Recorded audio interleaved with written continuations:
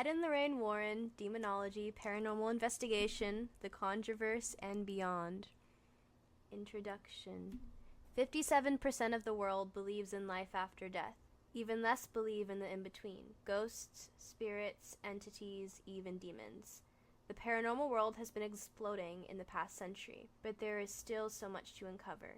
Ed and Lorraine Warren, the most infamous paranormal investigators, took this to the next level.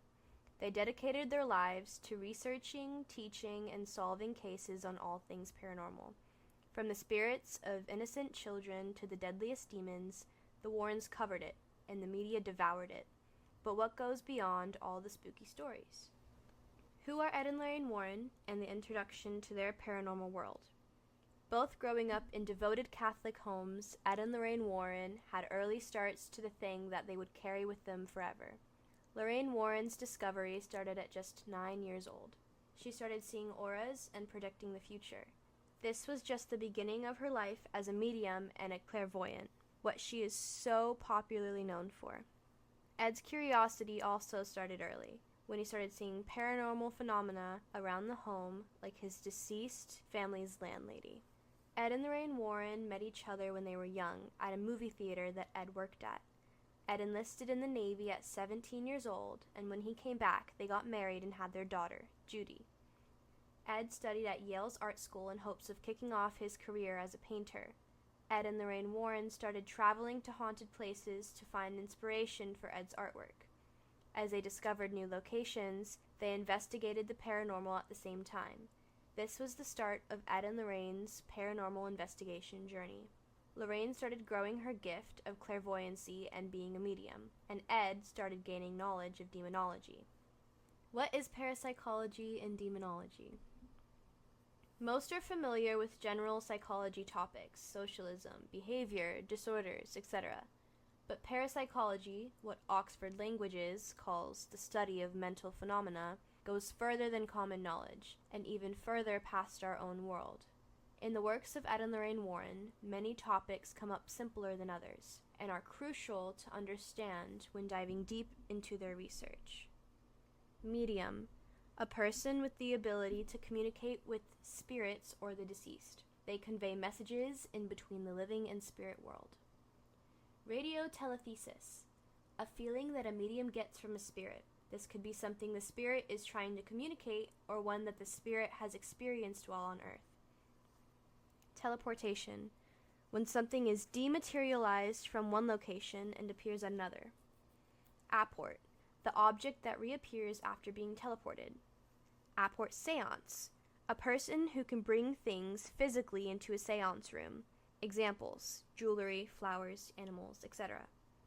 Seance, a meeting, usually through a medium, where people attempt to have contact with the deceased.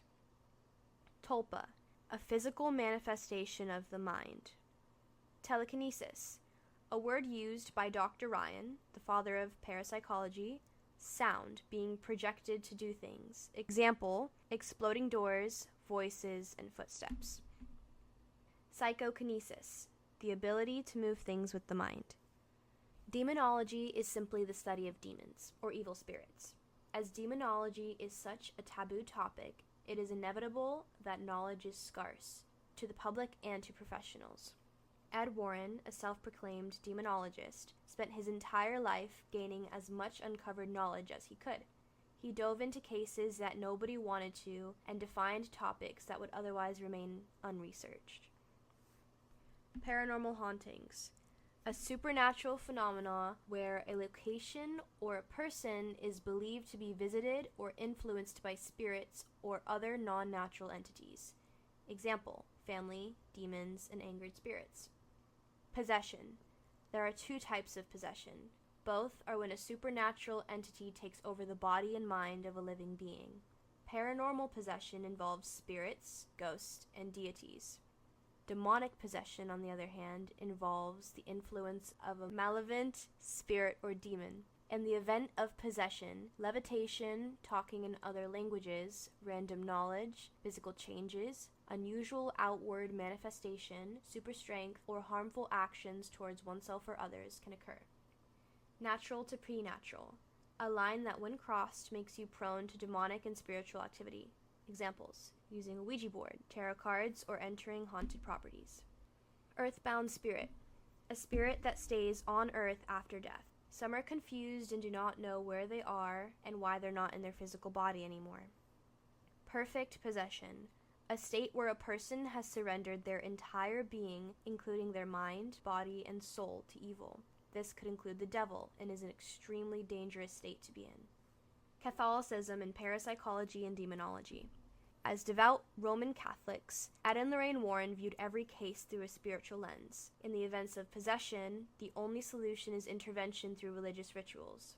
They did not perform the rituals themselves, but worked closely with the Catholic Church to facilitate things like exorcisms. The couple's primary role was to identify demonic activity and obtain approval for exorcisms from the Church.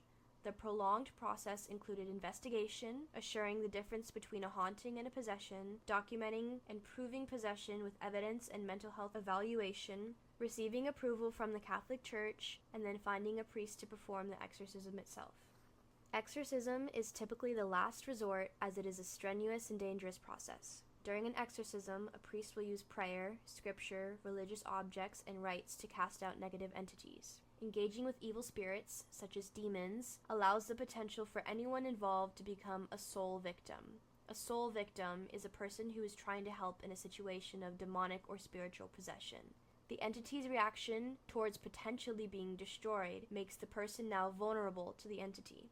When a demonic entity becomes exorcised from its host, it can reattach to another host, starting the cycle of possession again. The Catholic Church affirms the existence of Satan and demons, but does not officially recognize parapsychology and condemns all forms of divination, astrology, palm reading, and consulting mediums. These are seen as attempts to gain power above other human beings and contradicts honor, respect, and love towards God. As Lorraine engages in mediumship, the Church urges her to use extreme caution and to approach all things with theological and physiological expertise to avoid misinterpretation. The Anna Uckland and Smurl family cases are some of the most intense and researched cases in paranormal history and in the Catholic Church.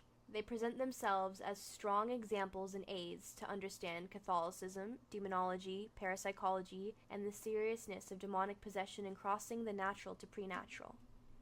The Anna Uckland case, one that the Warrens studied, took place in the late 1800s and early 1900s with a girl whose real name was most likely Emma Schmidt. Born in Wisconsin in 1882, Anna's possession became noticeable at the age of 14. Anna's father consistently sexually assaulted her as she was growing up. It was said that her aunt, who was also her father's lover, was practicing black magic on her as well. She started showing symptoms of demonic possession when she claimed that she felt uneasy when entering churches and had unspeakable sexual thoughts. In 1912, her parents decided she needed a priest, so Father Theophilus Ressinger performed her first exorcism. At the age of 54, Anna was still possessed, after 30 failed exorcisms, and said to be haunted by her now-deceased father. Father Ressinger brought her down to a church in Iowa, where Father Steiger almost died performing her final, but successful exorcism. Anna Uckland most likely became vulnerable to possession, in this case when her aunt started performing black magic on her. Black magic, whether voluntarily or involuntarily performed, is extremely dangerous as it crosses the natural to preternatural. In addition to black magic, Anna became mentally vulnerable as her father was sexually abusing her. These two factors made her an easy target for demonic entities to weaken Anna and attach to her. A weak host creates the perfect conditions for demonic attachment. The Smurl case, one that the Warrens investigated firsthand, took place in the 1980s in Pennsylvania. The Smurls were a family of 6. Jack and Janet were the heads of their household, and they had 4 daughters. When they moved into their new home, they all experienced plenty of paranormal phenomena.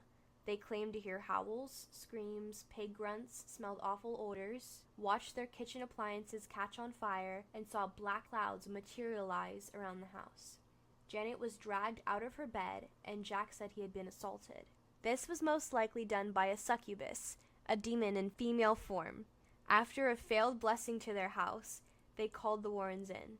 Following inspection, Lorraine concluded that the home had 4 spirits lingering: an elderly woman, a young girl, a man who died in the home, and a demon who was using the other 3 spirits to torment the Smurl family. This family decided to move to try to escape the torture, but the spirits followed them to their new home. In 1989, they got approved for a household exorcism that cleared the house for good. A prominent point in this case is that Janet and Jack tried to solve their problem by moving locations, which failed.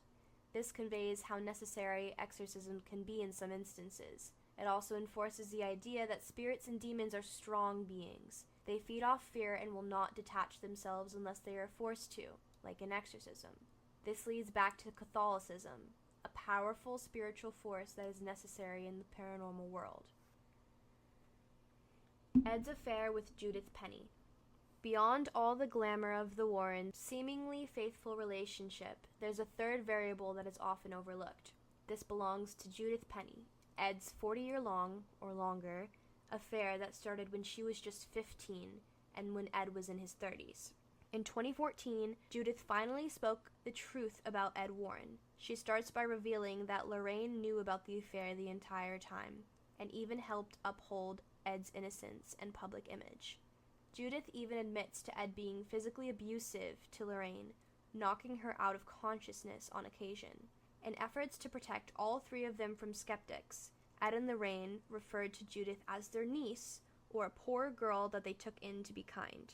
Judith fell pregnant with Ed's child in 1978 and was given two options: to have an abortion or to say she was raped and did not know the father. She agreed to the abortion to guard the Warrens' reputation. Approximately a year after the abortion, Ed and Judith's affair was reported to the police. At this point in time, the woman of the affair would be charged and not the man, and that is what happened. After Judith refused to cooperate with the police and admit to the affair, she was ordered by the court to report to a delinquent youth office for the next month. The Conjuring Universe and Publicity. The cinematic Conjuring Universe is a series of movies by the Warner Brothers. The series of movies, some much more accurate than others, highlights some of the most interesting Warren cases in paranormal history. The stories, although all different cases, interconnect in some way, creating the Conjurverse. While it is obvious that the famously popular films are spruced up for entertainment purposes, they help desensitize the topic of paranormal investigation and made the general public more aware of the dangers of the world beyond them. Maintaining a clean public image while also having a cinematic universe created around one's work is hard, which is why the legal aspects of the Warrens and their Conjurverse is so intricate. Lorraine's contracts with the Warner Brothers allegedly states that the films must portray the Warrens in a positive light. They also stated that all mention of underage relationships, crime engagement, sex with minors, child pornography, prostitution, sexual assault, and any extramarital relationship portrayed by her or her husband is completely restricted. This was quite confusing to the attorneys of Lorraine at the time, but the intentions came to light when Judith speaks up about her affairs with Ed. The legacy and conclusion. The Warrens hold their legacy in many ways, even after Ed's passing in 2006 and Lorraine's in 2019. Their names are portrayed globally through their committed works and the footprints they left behind for the next generation of investigators. As shown in some of their movies from the Conjuring universe, the Warrens left behind their infamous occult museum, which showcased just a fraction of artifacts from their alleged 10,000 cases they investigated. This museum housed one of their most famous treasures, the real Annabelle doll that the Annabelle movies were inspired by. The role of the museum was to educate the public about the dangers of paranormal artifacts and emphasize the need to use caution and respect. This museum was blessed once a week by a priest to keep the people who entered safe and the spirits and demons attached to the items contained. The museum closed in 2019 after Lorraine's passing. The New England Society for Psychedelic Research, founded by Ed and Lorraine Warren in 1986, remains active and continues supporting the work that the Warrens built. The NESPR set a framework for how investigations should be conducted properly. This includes remaining ethical, keeping documentation, and using the scientific method. The society is now run by Tony Spera, keeping the Warrens and everything they lived for in remembrance.